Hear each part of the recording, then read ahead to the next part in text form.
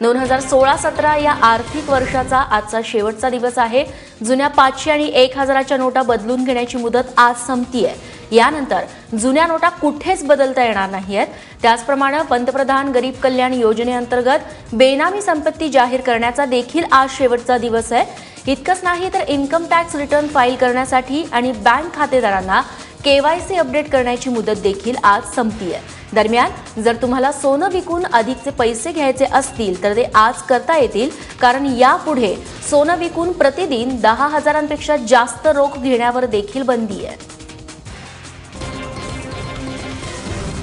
जुन्या नोटा बदलण्यासाठी आजचा शेवटचा दिवस आहे, त्यामुळे कालपासून पैसे बदलण्यासाठी मुंबई आणि नागपूरच्या रिझर्व्ह बँकेच्या समोर मोठी गर्दी बघायला मिळाली।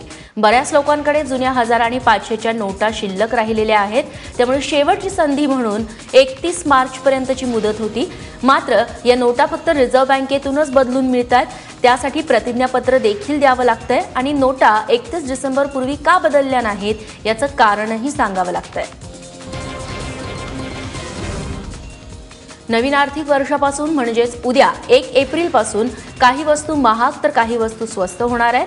पान मसाला, सिगारेट, चांदीच्या वस्तू, हार्डवेअर, सिल्वर फॉईल, चांदीचे दागिने, स्टीलचं सामान आणि स्मार्टफोन महाग होतील, तर नैसर्गिक गॅस सोबतच बायोगॅस, नायलॉन, सौर ऊर्जा बॅटरी आणि पॅनल स्वस्त होतील। पान मसाला आणि गुटख्यावरती उत्पादन शुल्क 10 वरून 12% होईल, त्यामुळे दोन्हींच्या किमती वाढणार आहेत। तसंच कार, मोटारसायकल आणि कमर्शियल वाहनांचा विमा 1 एप्रिलपासून महाग होईल। विम्याच्या दरात 50% वाढ अपेक्षित आहे।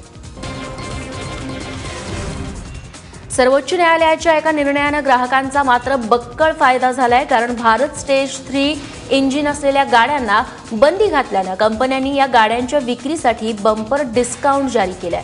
शिवाय या गाड्यांच्या खरेदीनंतर त्याची तात्पुरती नोंदणी होणं गरजेचं आहे। या ऑफरचा आजचा शेवटचा दिवस आहे। विशेषतः होंडा आणि हिरोच्या शोरूममध्ये गाड्यांच्या किमतींवरती 13,000 ते 18,000पर्यंतची सूट देण्यात आली आहे, तर टाटांच्या 3 गाड्यांवरती तब्बल 1 लाख ते 1.5 लाखांची सूट देण्यात आली आहे। भारत स्टेज 3 या इंजिनामुळे होणारं प्रदूषण टाळण्यासाठी सर्वोच्च न्यायालयानं हा महत्त्वाचा निर्णय घेतला आहे।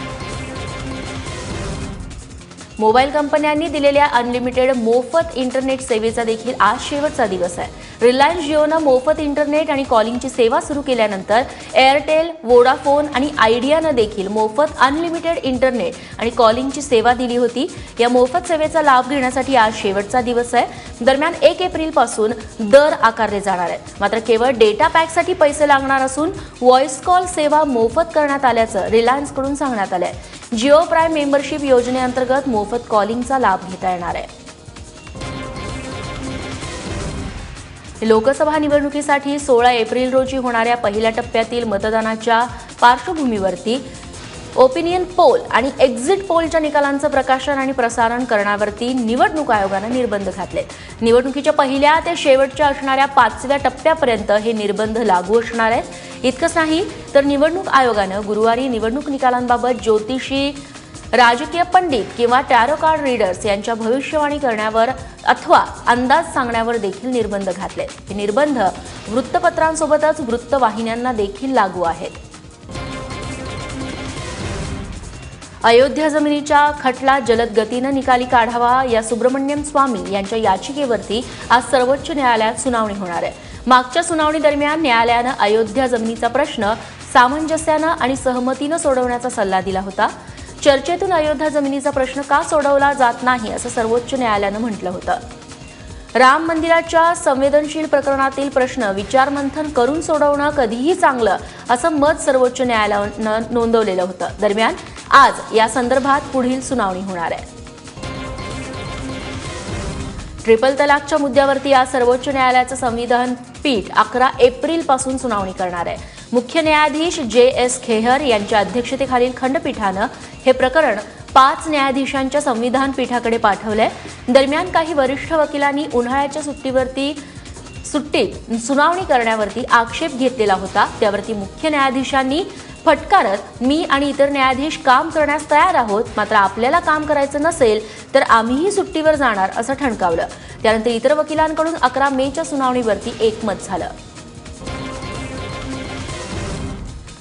उत्तर प्रदेशचे मुख्यमंत्री योगी आदित्यनाथ यांनी सूर्यनमस्कार आणि नमाजात साम्य असल्याचं म्हटलंय.